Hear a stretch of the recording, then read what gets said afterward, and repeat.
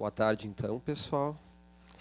Vamos dar início ao nosso conteúdo de número 16, que é a nossa aula sobre a culpa. E falar desse assunto a essa altura do nosso curso, sobre a série psicológica da Joana de Ângeles, enfocando o homem em conflito, acredito que é um pouco mais fácil, porque a culpa nós abordamos em inúmeras aulas. Tem muita coisa que nós vamos falar aqui hoje, que nós já introduzimos em outros momentos. Lembrando que, para hoje, nós temos a leitura de 4 ou 5 livros, não é? Nós temos o capítulo 6 do livro Conflitos Existenciais, o capítulo 9 e o capítulo 5 do Jesus e a Atualidade, o capítulo 8 do Despertar do Espírito, o capítulo 9 do Momentos de Saúde e Consciência, e na segunda parte do mesmo livro, o capítulo 6, não é? É dentro do livro Conflitos Existenciais que a Joana de Ângeles ela traça a principal visão dela sobre a culpa. Que fenômeno é esse que nos aturde a alma? Quem é que gostaria de falar? O que a gente pode falar sobre a culpa? A culpa tem a ver com o quê? Diz que a culpa é não aceitação de algo que tu fez e tu fica querendo, com essa não aceitação, se tu não fica na sombra, não trabalha né, acaba, às vezes, com agressividade respondendo isso. Ou ficando, enfim, deixando quieto, ficando com um processo de não se perdoando. Nós estamos falando das coisas que nós colocamos embaixo do tapete, então, né? Embaixo do tapete. Os nossos fantasmas pessoais, os nossos equívocos do passado, que nem a colega falou, nós não aceitamos, ou nós não aceitamos a ocorrência daquilo na nossa vida, não aceitamos uma atitude nossa, e nós ainda não nos perdoamos. E aquele conflito persiste. O que mais tem a ver com a culpa? Parece-me que nós sempre fazemos uma associação com algo que foi errado. Como se sempre temos, aliás, essa visão do mundo. Ou fazemos alguma coisa certa, ou esta é errada. E esse erro é que nos impõe esse estado de culpa. Claro que é uma visão, vamos dizer assim, que se tem de, talvez, errada até, né? Mas, enfim, é algo que é o comum, me parece. Está dentro da cultura nossa, nos julgarmos frente às situações. E se aquilo que fizermos tem um determinado valor, então vai nos impor isso que chamamos de culpa. E aquilo pode permanecer, né? Sem que consigamos dar uma solução objetiva e melhor. Tem a ver com a leitura que nós fazemos do erro. Porque se nós formos ver na trajetória do espírito, todos têm erros. Até os espíritos de luz que já depuraram os seus erros, já expiaram, já conseguiram evoluir, em algum momento eles tiveram que lidar com o erro e eles podiam ter ficado petrificados na culpa. Vejamos o caso de Paulo de Tarso. No momento que ele cai do cavalo e ele dá-se conta da realidade de Jesus e se dedica então a seguir aquele mestre, até porque os espíritos já falam que Paulo de Tarso já reencarnou como um discípulo de Jesus e ele estava desviado do seu caminho pela obsessão espiritual e pela auto-obsessão, pelo próprio orgulho, né? No momento que ele se dá conta, poxa, ele levou Estevão à morte. Ele podia petrificar e amargurar pelo resto da vida. Podia entrar num boteco, ficar tomando cachaça, se lamentando, né?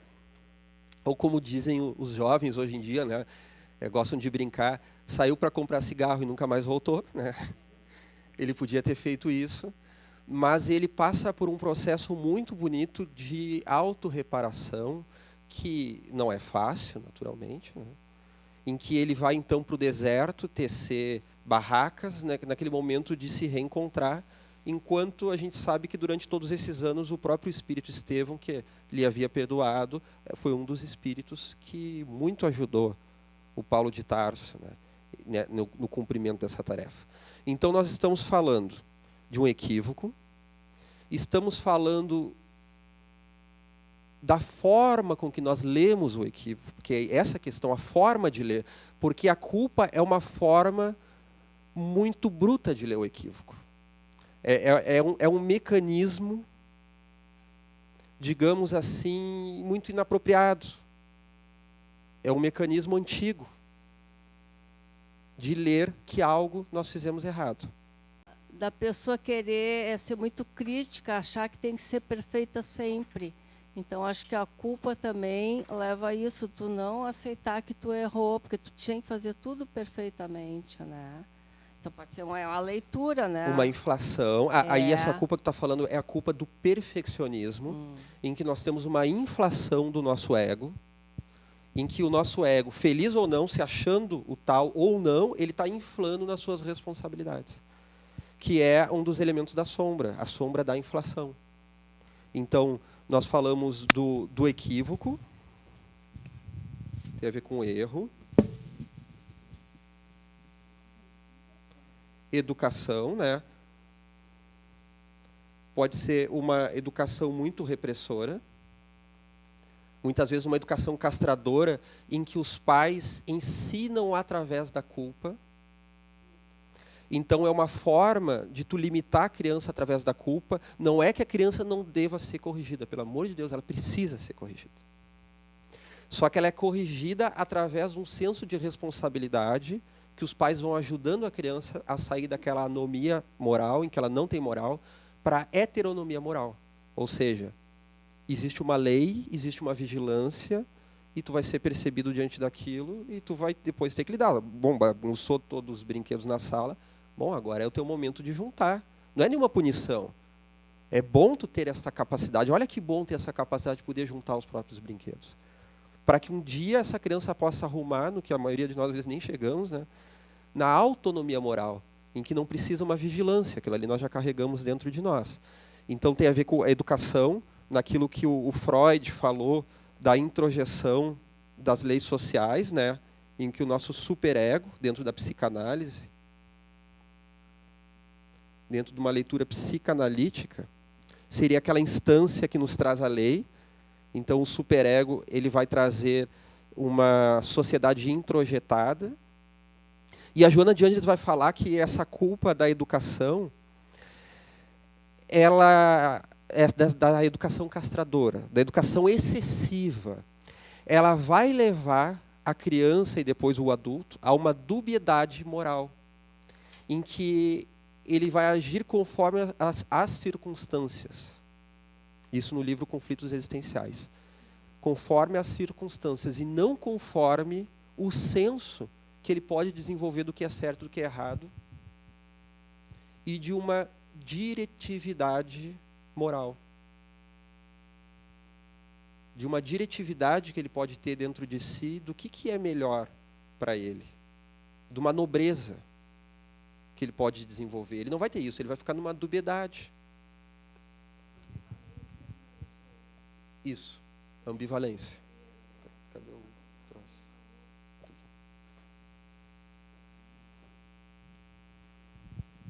A pessoa fica na ambivalência, porque daí essa culpa ela não está a serviço de alguma coisa, daí, né? Só fica a serviço da autopunição. Eu fiquei pensando na ambivalência numa mescla, tá? Estou me sentindo culpado e, ao mesmo tempo, fico rebelde com aquilo que me limita. Que por si só já vira um baita conflito. E daí tu não usa aquilo para o crescimento, porque daí hora outro tipo, porque tu entra num ciclo vicioso, né? Tu fica te sentindo culpado, aí tu fica revoltado, daí se vinga e sei lá, fiquei pensando nisso assim. Bom exemplo, esse conflito, essa ambivalência, né, justamente disso, porque a pessoa fica ambivalente. Ela fica numa dubiedade, em que ela não sabe o que é certo e o que é errado, Ela fica pisando em ovos e ela fica numa ambivalência porque ela quer se corrigir, mas ela passa a ter raiva de quem apontou o dedo certo ou errado. Às vezes a pessoa aponta certo, às vezes aponta errado, mas ela fica num sentimento de raiva e ela tem culpa por estar com raiva. Aí fala de nós lidarmos com a sombra. Então, uma pessoa que tem uma grande agressividade, e nós temos muitas vezes uma agressividade na nossa sombra, e nós não estamos conseguindo olhar para a nossa sombra e suportá-la. Porque olhar e admitir essa agressividade não é coadunar com ela. Existem dois riscos. Da gente olhar para ela e dizer, quer dizer que eu sinto raiva? Então vamos tacar fogo no circo, né? Tem gente que faz isso. Então já que eu sinto raiva mesmo, que é a identificação com a sombra. Nem a identificação com a sombra, nem a negação, porque aquilo que a gente nega vai se tornar o nosso destino, como Jung fala. Vai nos pegar através da nossa inconsciência. E nós vamos dar um jeito de punir alguém. Então uma pessoa estava me dizendo esses dias, né, que foi fazer uma carne muito boa e o acompanhamento seria massa. Daí a companheira disse o seguinte, não, mas massa a gente já come a semana inteira. E a criança ferida, ficou com raiva. Ela disse, faz arroz. Eu vou fazer arroz, eu queria fazer massa. Quem é que estava certo na situação? Os dois. A outra tinha o direito de querer arroz e não massa, e ele tinha o direito de fazer massa, se quisesse. Então, não tem uma solução perfeita. Mas como a resposta veio através da criança ferida, ficou naquela assim, que saco, tem que é arroz e não massa, é arroz e não massa. Daí a primeira coisa é que quebrou o vidro de arroz, deixou cair o vidro de arroz. Mas sobrou, mas tinha outro arroz guardado, e que queimou na panela depois. Então, através do inconsciente, a raiva se expressou e, no final, comeram massa, né? Então, é até uma situação engraçada, né? Uma situação leve, né? Às vezes a coisa pode ser de uma forma muito mais séria. Essa raiva inconsciente, né? Então uma vez eu falei para uma pessoa assim, eu estou indo em tal local, dar uma palestra lá em tal cidade. Que bom, né? Tá caindo tanto avião hoje em dia.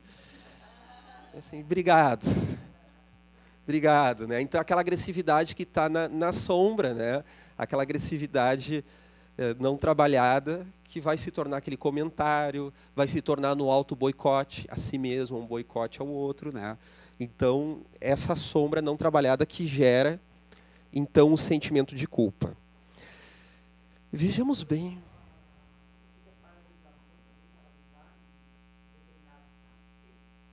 A colega colocou o seguinte, né? Que a culpa seria uma paralisação em determinado tempo, em determinado fato. E a colega aqui falou, então, que seriam os complexos. Muito bem colocado pelas duas. Essa paralisação cai muito bem para nós, né, quando a gente não quer fazer algo. Estamos falando, não vamos nos culpar, estamos falando de um mecanismo inconsciente. Porque quem se culpa não evolui. A culpa, ela nos paralisa numa não ação. Então, se alguém diz que eu sou irresponsável e eu assumo, poxa, mas eu sou irresponsável mesmo, o que o irresponsável faz? Não assume responsabilidades. O irresponsável não assume as responsabilidades. Então, toda vez que a gente se culpa, inconscientemente, isso é um mecanismo bem inconsciente e que todos nós temos esse mecanismo em humanidade terrena no nosso nível evolutivo. Inconscientemente, eu já me puni. E se eu já me puni, eu estou livre para cometer o mesmo ato. E eu não me aproprio daquelas ferramentas que eu não estava me apropriando antes e não estou me apropriando agora. Então, inconscientemente, ficar na culpa é um mecanismo de não reparação e de não assumir as responsabilidades. É o que a psicologia nos traz, Jung traz isso, outras correntes também trabalham essa questão. Joana de Ângeles fala isso principalmente no livro Conflitos Existenciais. Ela vai falar também no Jesus e a Atualidade, no Despertar do Espírito. Mas vejam bem a palavra que eu usei. Ficar na culpa. E eu não disse sentir culpa. Sentir culpa é natural. Dentro do nosso nível atual de evolução espiritual, num mundo de provas e expiações em que a nossa vinculação com o mal ainda é mais forte do que com o bem, sejamos sinceros, é um mecanismo que ainda está muito presente dentro de nós. Esse mecanismo da culpa. Então nós vamos sentir culpa. Ontem, hoje e ainda numa boa parcela da manhã. Ela vai surgir. Então o problema não é surgir a culpa, o problema é ficar na culpa. Porque a culpa, ela é um alerta de que algo não vai bem. E antes de eu ir para uma passagem que eu quero destacar ali da Joana, vamos para o que o psicólogo James Hollis, eu já falei isso em outras aulas, mas nós vamos retomar com mais propriedade agora. O que James Hollis fala no livro Os Pantanais da Alma, os 3 tipos de culpa. A primeira é a culpa existencial. Alguém lembra o que é culpa existencial?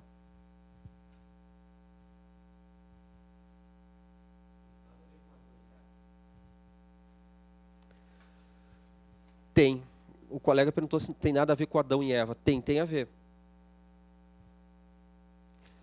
No sentido simbólico, tem a ver. Não no sentido espiritual, que nós sabemos que a expulsão do paraíso fala muito das transmigrações espirituais, em que alguns planetas evoluem e certa parte da coletividade, dos espíritos lá residentes, que ainda não conseguem se manter nesse patamar, eles vão para mundos menos adiantados momentaneamente. Então essa expulsão, não falando da explicação espiritual, mas da explicação psicológica, tem a ver.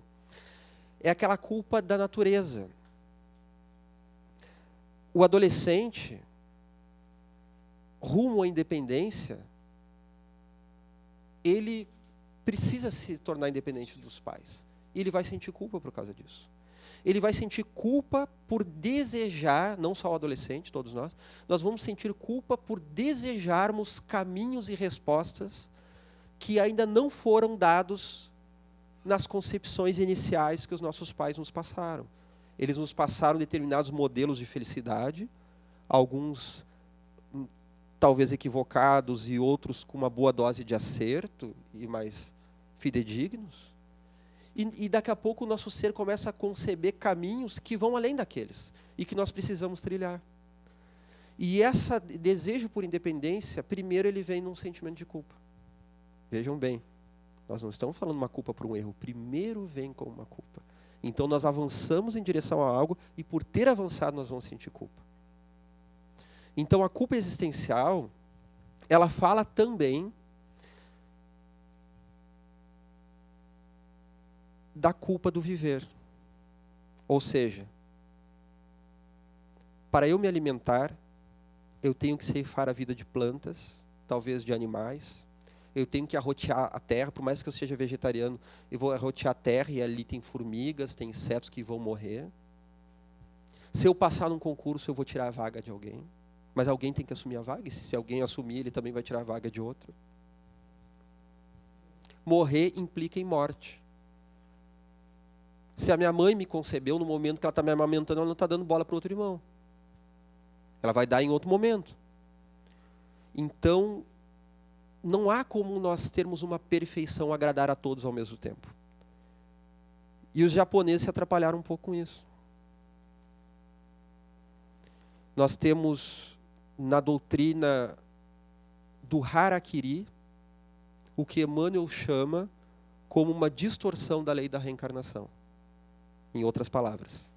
Porque através do Zen budismo eles conceberam, né, que já que nós vamos para o plano espiritual e vamos reencarnar de novo, então eu posso me matar que eu vou ter outra vida.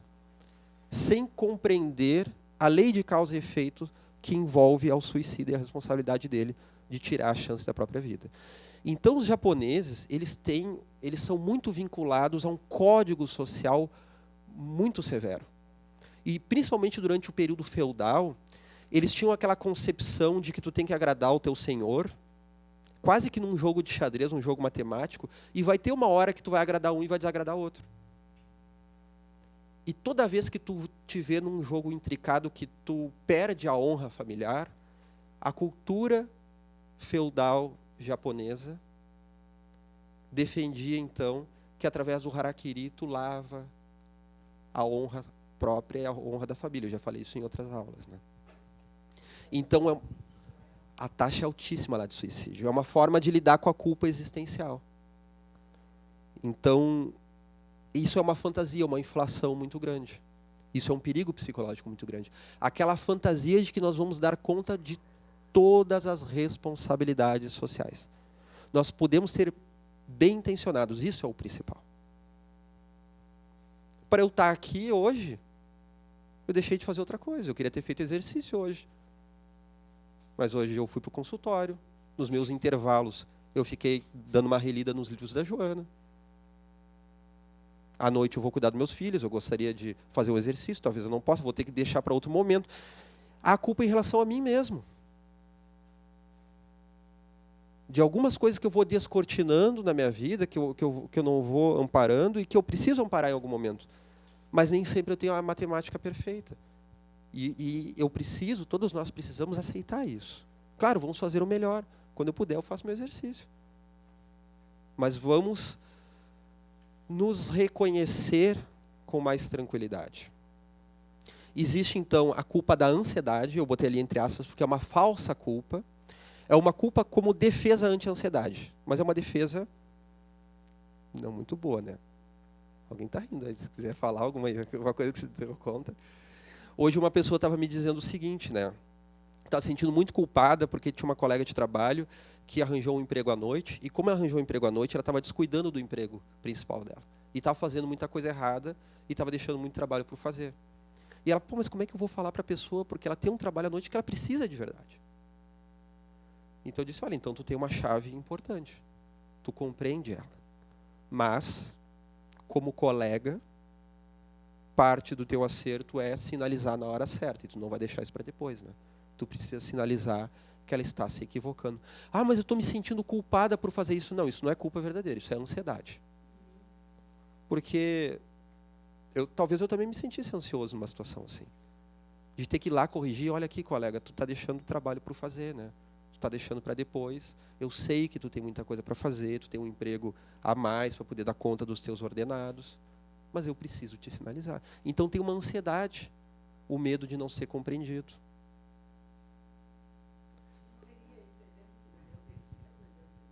Uma defesa, então entra aí uma culpa justamente como uma falsa defesa anti-ansiedade. Então, em vez de eu assumir que eu tenho uma ansiedade que eu posso lidar com ela, eu fico culpado. Então, por exemplo, às vezes tem pessoas que me dizem assim, a pessoa com 40 anos, né? Ah, eu tenho uma culpa de dizer para minha mãe que eu não quero jantar todos os domingos. Parece que ela vai morrer se eu disser isso. Claro que é gostoso ir jantar os domingos, e é gostoso a liberdade também.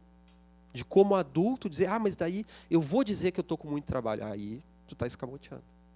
Qual o problema de dizer assim, te amo muito, em outros domingos eu estarei aí, como tu sabe que eu vou fazer, e como a pessoa vai fazer, de fato, porque gosta da mãe, né? Pelo menos o caso que eu estou falando.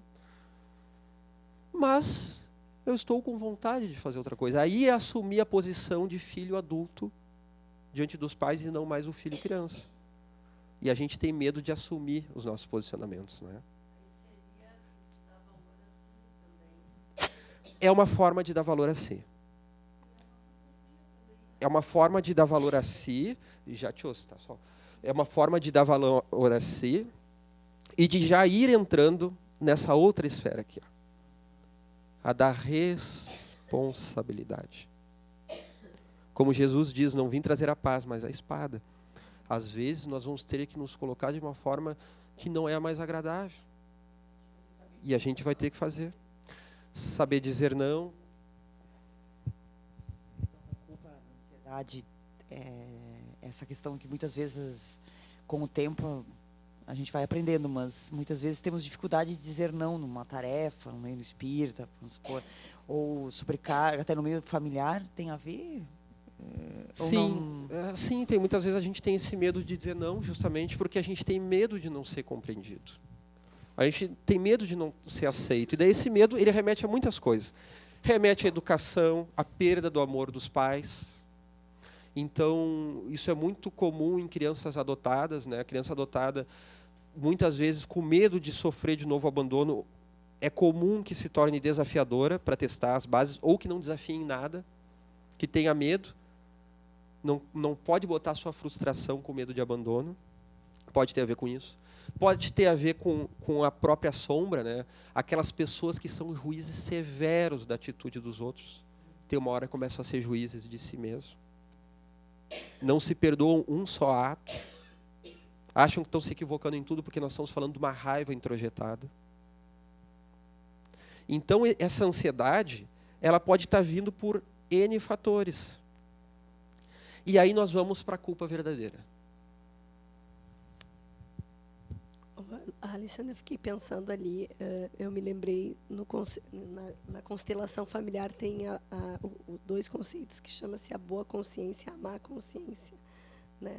Em relação às crenças, né? Sejam as crenças familiares ou as crenças da sociedade em que a gente está. E como é difícil entrar na má consciência, ali na culpa da ansiedade, porque a má consciência é tu tocar a tua vida e tu saber que, se não dá para ir jantar na casa da avó, eu vou almoçar, ou vou combinar outro dia de tomar um chazinho, mas parece que é um baita crime, e às vezes existe realmente uma dinâmica familiar em que aquilo realmente é quase palpável, sentir como se tu estivesse fazendo um crime de mudar aquilo. Não foi assim 10 anos que a gente faz isso, tu não vai vir na janta tu vai ser a ovelha negra da família, né? Que mexe com a criança ferida dos outros, da família, dos pais, o medo do abandono, né? Mexe com o ninho vazio. Uma vez uma pessoa me disse que os irmãos faziam isso, né? Que diziam assim, olha, eu estou marcando churrasco com o pai e com a mãe, vocês vão todos, eu sou o irmão mais velho, mostrar as mensagens do WhatsApp para mim, né? Eu sou o irmão mais velho, vocês têm que me obedecer, que tem que fazer, tem que acontecer. E o medo da solidão, o medo de não se dar conta, né? Falando um pouco da sociedade japonesa, né? Eles têm a Ruth Benedict, que é no livro Crisântemo e a Espada, que é um bom estudo antropológico sobre o Japão, um dos melhores que tem, né? O Crisântemo e a Espada. Ela fala o seguinte, né, que muitas vezes na sociedade japonesa o primogênito é o que herdava o nome do clã, herdava a casa, as funções feudais do pai, militares muitas vezes, e tinha que cuidar da mãe. Então ele era invejado pelo segundo e pelo terceiro, porque ele ficava com tudo. E ele invejava o segundo e o terceiro, que tinham liberdade para casar com quem quisesse, para ir morar onde quisesse e fazer o que quisesse na sua vida. Então era um jogo de inveja cruzado de um lado para o outro, né? Então essa responsabilidade diante do que a família espera, né? O que o Francisco de Assis teve que lidar. O Jung fala que para a individuação, olha só que delicado isso. Para que haja individuação, nós vamos ter que, em algum momento, decepcionar o que a sociedade espera de nós. E não é não cumprir o seu papel social, mas é cumprir ele de uma forma diferente, em que nós nos diferenciamos do coletivo. Eu já até estou adiantando isso, eu ia falar isso depois. Por exemplo, assim, algumas pessoas, às vezes, até que têm dificuldade com bebida, e tu vai ver que elas fazem parte, às vezes, de grupos, que para tu estar naquele grupo, tu tem que estar bebendo. E é engraçado, assim, eu bebo muito pouco. Eu bebo de 1 a 2 vezes por ano, quase, né? Mas tem vezes pessoas que bebem um pouco mais. Às vezes eu tomo um golinho de alguma coisa aqui, outro, no Natal, no Novo, e olhe lá, né? Ainda se eu tomo isso aqui, eu já sou sensível, já fico meio tchuco, né? Então, tomo um golinho de champanhe no Ano Novo, parece que já... Mas o que ocorre é o seguinte, né? Às vezes aquele grupo tem assim, mas tu já parou de beber? Mas vamos mais uma? Não, mas tu pode ir sozinho, pode beber, qual é o problema? Por que tu tem que beber comigo? Então, aquele que já parou, ele denuncia um pacto de mediocridade, um pacto de sombra inconsciente. É a mesma coisa aqui, está todo mundo bonzinho na aula da Joana, mas eu vou falar uma coisa para vocês, não é fofoca. Mas a outra turma da Joana, vocês não sabem o que estão fazendo. Então, sabe aquele momento da fofoca? E daí está todo mundo bonzinho, e daí parece assim, não, mas o colega está falando, tá, então eu vou falar também. E daí vem todo aquele lodo, né? Aquele pacto da sombra. E ai daquele que não age assim, o que fica quieto. Ou aquele que diz assim, olha só, pessoal, muito legal, mas vamos ter um cuidado. Eu lembro uma vez, uma determinada casa espírita que eu participei, que era um trabalho de desobsessão que se fazia, e tem aquele horário, aquela coisa de desobsessão, fechou a porta, ninguém entra. Já no estudo, tinha um estudo antes do trabalho desobsessivo. E eu tinha uma vantagem, talvez indébita, talvez estivesse errado mesmo, né? Como eu dava palestra, eu saía da palestra e entrava no meio do estudo, nos dias que eu dava palestra. Daí todo mundo ia ficar meio assim com o nariz, né? E talvez eu tivesse equivocado mesmo, mas eu ganhei a liberação do dirigente, né? E daí um dia eu entrei no grupo, numa casa muito querida, que eu gostava, mas naquele momento estava passando por determinada dificuldade. E estava todo mundo batendo papo. E eu entrei assim. E não tinha estudo, e todo mundo conversando. E daí eu sabia qual era o tema, né? E eu perguntei assim, pessoal, qual que é o tema do estudo hoje que eu não sei? Eu sabia qual que era. Daí ninguém sabia. Peraí, vamos ver o que que é. Daí abriram lá o livro, né? Daí chegaram lá, qual que é o tema? Como é que é? Ação obsessiva sobre os grupos mediúnicos. E o grupo estava fofocando dos outros. Deu, então tá, então é aula prática, né, pessoal? Daí, claro que eu fui fuzilado com os olhos por algumas pessoas, né? Então é natural, né, que haja esse pacto de sombra. Mas vamos tocar justamente no ponto. Tinha mais alguém que queria falar mais alguma coisa? O pacto de sombra é um pacto inconsciente. É um pacto de mediocridade, muitas vezes, em que todo mundo aqui vão falar mal. Ah, então aqui agora a gente pode. Hoje pode. Hoje pode. E daí quem age diferente é o que denuncia. E às vezes uma pessoa saudável denuncia o que foi Jesus sendo crucificado. Só a presença dele já denunciava o pacto de sombra que todo mundo estava vivendo. E o espírito Manuel Filomeno de Miranda, no livro Nas Fronteiras da Loucura, no momento que eles resgatam algumas pessoas no Carnaval de Salvador, que é aquela coisa maravilhosa em termos espirituais, né?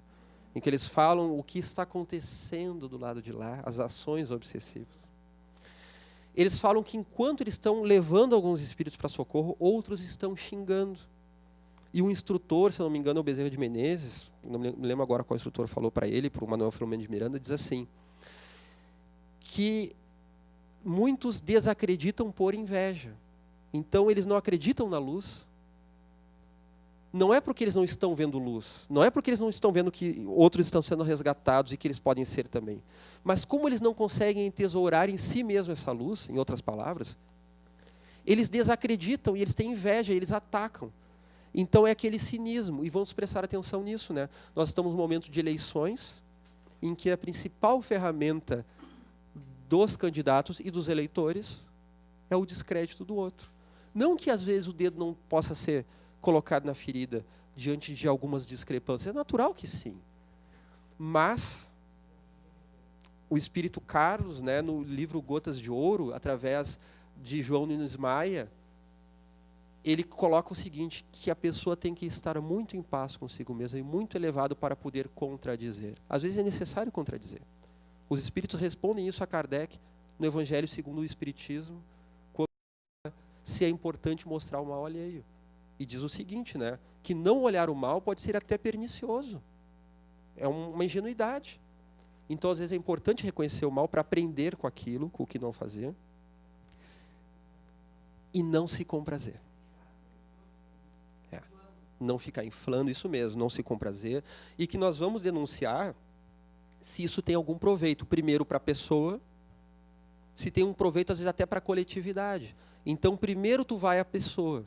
E se a pessoa não se corrigiu, isso gera um risco para a coletividade, aí você vai ao coletivo. Então, é necessário muitas vezes a corrigenda. E os espíritos, ali no Manuel Filomeno de Miranda, ele fala então que desacreditam por inveja. Porque culpa fala de responsabilidade. Agora nós vamos no terceiro ponto. Já te ouço, tá? Nós vamos no terceiro ponto da culpa, a culpa verdadeira. Que culpa verdadeira é essa? Qual será? O que vocês acham?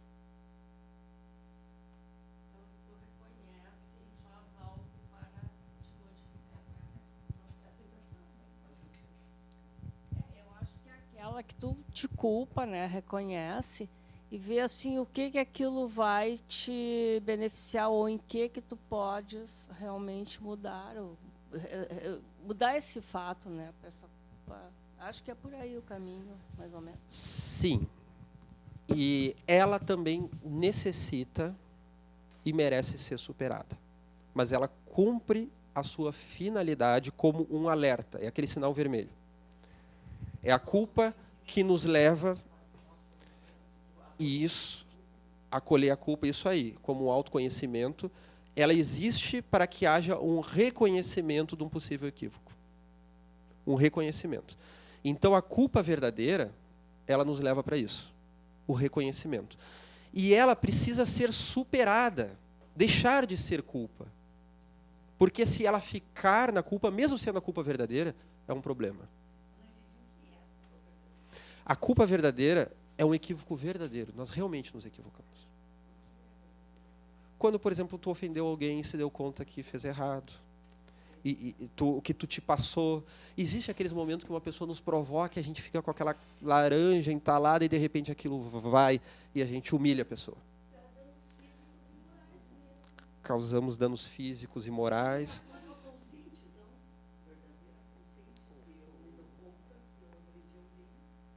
Não necessariamente. Ela pode se tornar uma consciência. Ela pode se tornar. Então, é aquela culpa... Agora, vamos explicar melhor. Assim como Freud... Isso eu falei também em outra aula, né? Assim como Freud... Ele fala que a culpa... Ela vem do superego... Dessa sociedade introjetada dentro de nós... O Jung vai falar... Que existe... Sem falar em superego. Nós falamos isso em algumas poucas aulas atrás, né? Que existe um outro tipo de culpa, que é aquela culpa, aquela sensação de que nós nos equivocamos em relação ao nosso eixo moral. É a culpa que provém do self. É aquele instinto que nos diz que nós fizemos algo errado. E aí nós vamos para Kardec. Quando ele pergunta aos espíritos aonde está escrita a lei de Deus, eles respondem na consciência, né? Naquela palavra que não diz respeito à psicologia, então não é no nosso consciente atento, mas no fundo da nossa psique. Todos nós trazemos a lei de Deus e o nosso perispírito, ele vai nos auxiliar em relação a isso. Porque é nele que nós esculpimos uma dor ou uma solução conforme nós agimos, e esse ato é um acerto ou é um equívoco. Se é um equívoco, vai gerar uma dor emocional, né? Como o espírito Argos, no livro Painéis da Obsessão. Ele fura o pulmão do amigo com um florete e ele vai desenvolver uma culpa inconsciente que, numa próxima encarnação, ele renasce, então, com uma tuberculose, com uma forma de espiar, porque o self dele compreendeu que aquilo ali foi equivocado e gerou um mecanismo de culpa verdadeira. E toda culpa, ela merece reparação para que ela se transforme naquilo que ela veio a ser. E que os espíritos de luz, já mais adiantados, eles já não estagiam na culpa, porque eles já vão direto para a responsabilidade. Eles fazem, então, voltando ao James Hollis, os 3 R's. Reconhecimento, reparação, em que então nós vamos reparar um erro, pedir uma desculpa para alguém. E eu busco, dentro do que eu consigo, que não é muito, eu busco pedir desculpa até mesmo quando eu acho que o outro está equivocado. E eu perdi as estribeiras diante daquele equívoco. Eu talvez coloquei até algo que me pareça ser uma verdade, mas falei de forma impositiva. Então eu busco, quando eu consigo, ir lá e pedir desculpa. Me desculpa por ter agido de tal forma. Às vezes eu coloco, olha, eu não concordo com o jeito que tu achou, mas eu também não deveria, com o jeito que tu agiu, não concordo. Mas eu não deveria ter agido dessa forma. Eu me equivoquei em relação a mim mesmo e em relação ao ser divino que tem dentro daquela pessoa que um dia vai se realizar. Porque ali tem um ser divino que vai se realizar. Muitas vezes o agressor, ele evolui mais rápido que o agredido. O agredido fica lá remoendo aquilo e o agressor ficou culpado, reparou a culpa, virou em reconhecimento, ele buscou reparar e evoluiu. E nós podemos reparar em relação à pessoa e reparar em relação a outros, né? Tem aquelas nossas irmãs que se equivocaram através do ato do aborto e que muitas vezes, bom, como é que eu vou ajudar então esse espírito? Olha, de muitas formas, ora por ele, pede desculpas, ajuda crianças que passam por uma dificuldade, que não tem pais, que não tem mãe, ou adota, ou faz um carinho, ajuda outras mulheres que estão sofrendo. Ajuda os homens que fogem da responsabilidade, não apoiando a mulher. Ajuda, né? E ajuda o filho através do amor, através do perdão, né? Pede para que Ele te perdoe também, espiritualmente. Vocês têm inúmeras reencarnações pela frente. Com certeza irão se reencontrar. No momento que tu te perdoa, tu pode assumir as responsabilidades de ser um novo agente na sociedade. De auxiliar com mais capacidade, com mais propriedade. E se tem uma força especial, é aquela de quem errou. De quem foi no fundo do poço, né? Nós temos o caso de Joana d'Arc, que é a reencarnação de Judas. E tamanho foi aquele equívoco esculpido na alma do espírito Judas, que após uma série de reencarnações expiatórias para limpar o ato do suicídio, 1000 anos depois reencarna como Joana d'Arc, mais de 1000 anos depois, quase 15 séculos depois, para então dar fé, acreditar em Jesus, no seu plano, até indo para a fogueira. Aquela grande médium, né, que escutava o espírito de Santa Catarina e de São Luís, e que foi queimada, foi até o último momento para o fogo. Ela aceitou isso, né? Então, às vezes, quem se equivocou vai desenvolver uma coragem dentro de si, que quem ainda não gastou todo equívoco, quem fica assim, tá, eu não quero aquilo, mas será que não é bom? A gente tem um pouco disso, né? Põe só um pouquinho o pé na água, assim, né? Eu não quero, mas eu vou só olhar. Eu vou só pensar como seria, né? Então, as tentações, elas ainda ocorrem dentro de nós, porque nós ainda não nos conhecemos. As tentações, né, falam de um patamar que ainda nós não superamos de todo, e vamos superar aos poucos. Mas eu estou vendo que tem mais perguntas aí, né? Depois, tá. Antes de ouvir a tua pergunta, então, sobre a culpa como a culpa verdadeira, está tranquilo isso? Tão complexo tudo isso que eu não consegui entender sozinha. E estou explicando, eu ainda vou me debruçar sobre isso e não vou me sentir culpa por não ter entendido direito. Às Porque vezes a gente quer se equiparar a Jesus, né? Muito atrasado. E não vou me culpar por isso, porque eu vou ter muito tempo na eternidade. Eu lembro uma vez que nós, no trabalho de desobsessão, estávamos doutrinando alguns espíritos, né? E daí o dirigente falou assim, ó, isso aí está contigo, ó, conversa com ele agora. E daí ele falou que eu fiz e acontecia em outra vida, eu não lembro de nada, né? Então, e ele falando que eu fiz e acontecia e tudo mais. Daí eu pedi inspiração, olha, o que eu respondo, né, para ele? Pedi inspiração para o alto. Na época que nós éramos doutrinadores, então, os espíritos amigos nos ajudam bastante para a gente não falar bobagem, né? A gente já fala bobagem no microfone, imagina falar bobagem para os espíritos, né? Daí eles vão ficar lá, vão ficar nos puxando nosso pé de noite, né? Daí eu disse assim, olha, meu irmão, eu sou tão imperfeito que se tu depositares a tua felicidade em mim, tu vai te decepcionar. De uma forma ou de outra. Tu vai te decepcionar. Então não deposita a tua felicidade em mim, na tua vingança, se eu vou me dar mal, se eu vou me dar bem. Eu sou imperfeito, eu vou errar contigo. Eu já errei no passado.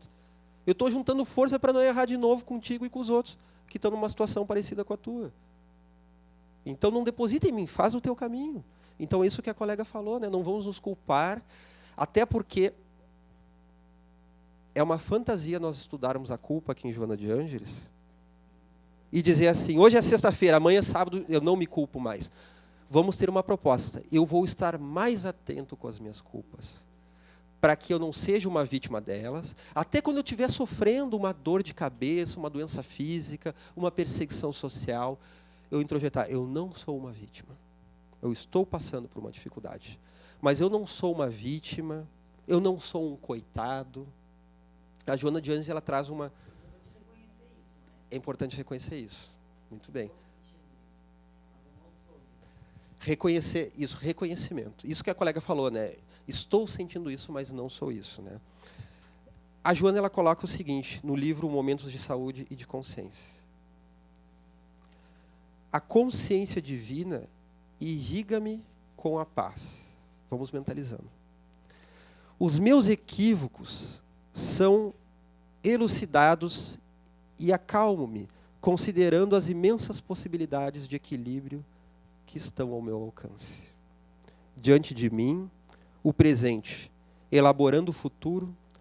O passado são as lições aprendidas e as vantagens do conhecimento, servindo-me de suporte para o crescimento interior. Confio e renovo, tranquilizando-me no bem. Isso é o início do capítulo 9, o capítulo chamado Perante a Consciência, do livro Momentos de Saúde e de Consciência. Nós podemos usar como um mantra de renovação, de reequilíbrio, de nos sentir banhados por essa luz divina, para que esse mecanismo de culpabilidade, aos poucos, ele vá sendo superado. Não por aquele que não sente culpa por esse, porque esse é o psicopata, é o antissocial. Ele faz e acontece, não sente culpa nenhuma, ele não se responsabiliza, é sempre o outro culpado. Ah, por que tu roubou o fulano? Ah, também andando com a carteira de fora daquele jeito, ele queria ser roubado, né? Esse é o psicopata.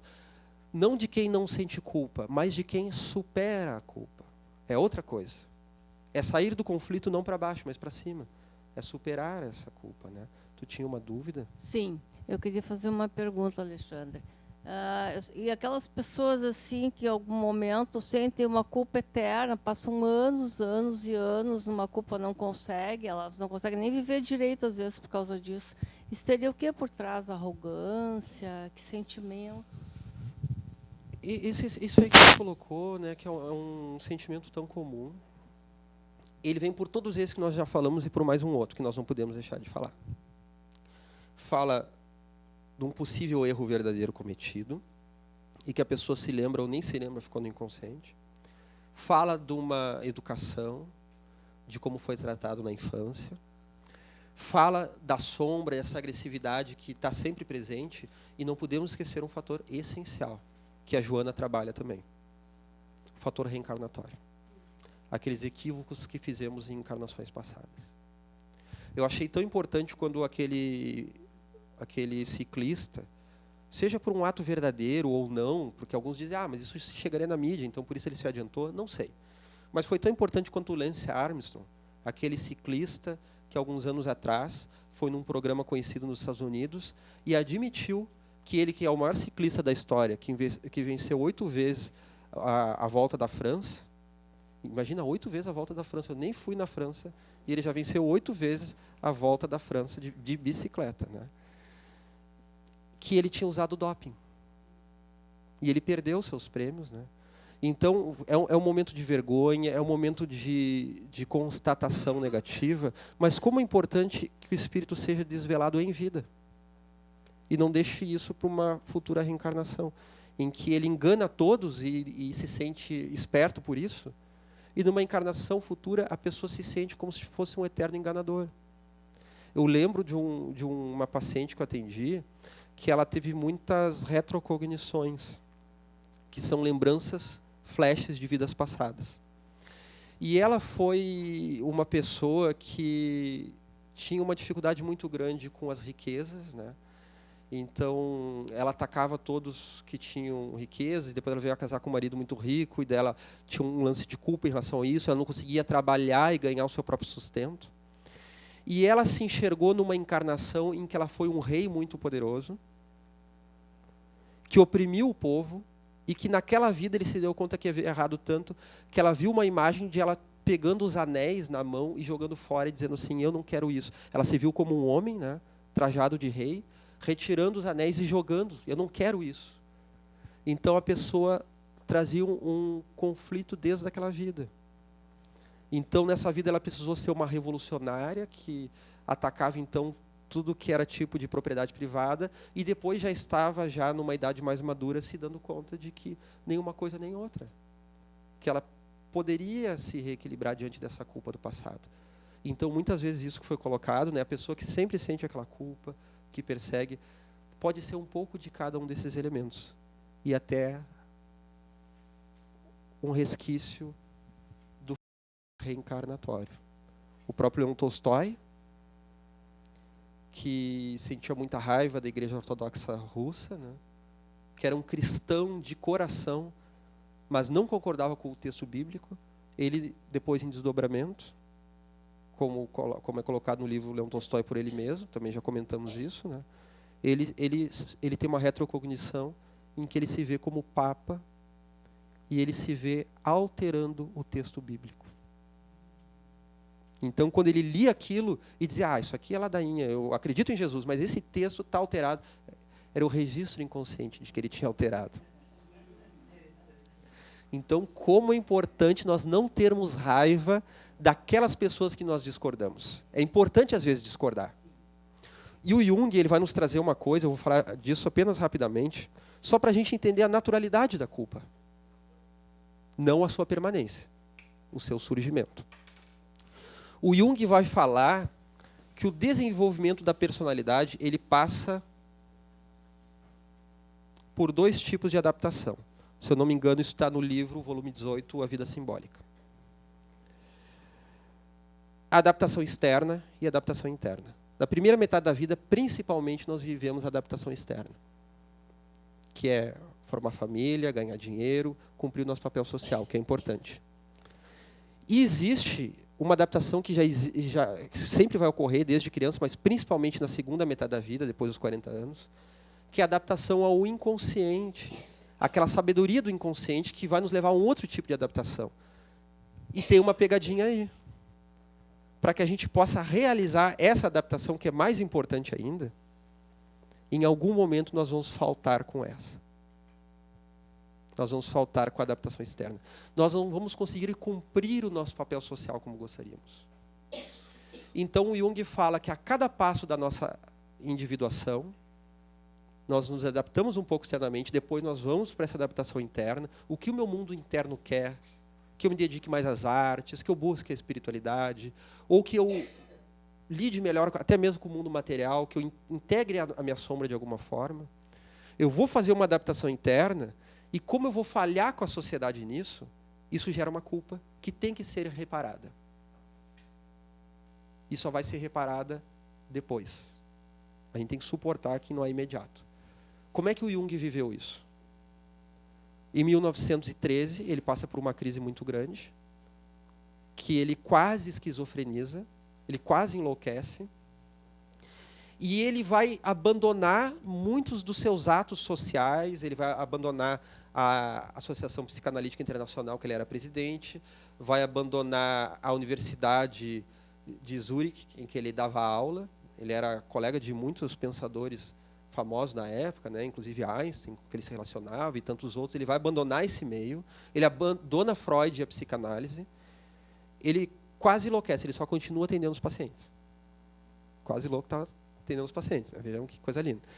Mas é um processo de chamada da alma, é um processo criativo, em que ele começa a fazer exercícios de imaginação ativa, que vão dar depois origem ao Livro Vermelho, que tem muito de mediunidade, aí ele começa a ter visões, ele começa a falar com Philemon, que alguns acreditam ser uma imagem do self dele, e outros dizem que pode ser o mentor espiritual dele, né?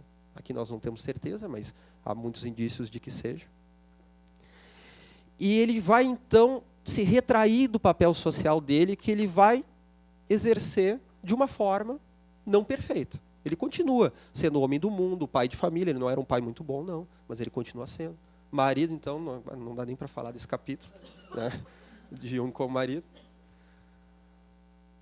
Coitada da mulher dele ali, que eu acho que ela, que o Divaldo falou, essa evoluiu bastante, né, convivendo com ele, né? Mas ele cumpre o papel social dele de uma forma ou de outra, e ele vai viver muito mais envolto do mundo interno, até 1930. Daí, ele dá-se conta de que ele já cumpriu uma boa dose daquela voltar para dentro, e ele precisa levar isso como produção para a sociedade. Então, muitas daquelas visões, muitos daqueles insights que ele tem no Livro Vermelho, ele transforma na teoria dele, e ele vai falar o seguinte, que individuação é a integração da personalidade, dos aspectos incongruentes da personalidade. Todos nós estamos, em cada reencarnação, individuando, integrando a nossa personalidade. É essa integração, e é também a integração da forma de lidar com o coletivo, de agir em sociedade, em que eu preciso me diferenciar da sociedade e retornar a ela de um jeito diferente. Então o Jung fala que nesse se diferenciar, nós vamos sentir culpa. E se, olha só, não é nem se eu cair, eu vou sentir culpa. Se eu evoluir, eu vou me individuar um pouco mais. Se eu desenvolver a minha personalidade, eu vou me individuar um pouco mais. E só por ter avançado na minha individuação, não foi um passo para baixo, foi um passo para cima, eu vou sentir culpa. Porque talvez eu não vou ser mais aquele pai de família que eu era daquele jeito, aquele filho, aquele marido, aquela esposa, aquela filha, aquele trabalhador daquele jeito. Eu vou me adaptar para um novo jeito de ser que ainda não está pronto. E talvez ainda não esteja funcionando socialmente como eu gostaria. Então vai haver automaticamente um sentimento de culpa.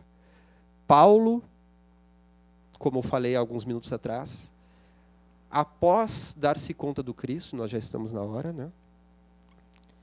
Ele quer falar em público, ele quer defender a mensagem de Jesus.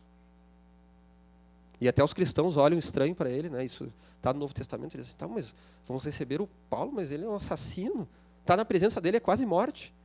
E Jesus tem que aparecer para Ananias, não, recebe. Para Zacarias também, recebe. Mas aquele, sim, ele é meu vaso escolhido. E ele já quer falar em público, ele já quer, mas ele não consegue, por um processo que o eu dele está abalado. E ele sente culpa por ter evoluído. E ele precisa se retirar para o deserto durante 3 anos, como nós falamos há pouco. Então ele sai da sociedade. Ele fica em débito com a sociedade. O Carlos Bernardi, que é um analista junguiano já desencarnado há pouco tempo, ele fala da individuação, de doação. Que se individuar, não é assim, eu vou me individuar no meu cantinho e que se rale todo mundo. Individuar é também prestar o seu auxílio à sociedade.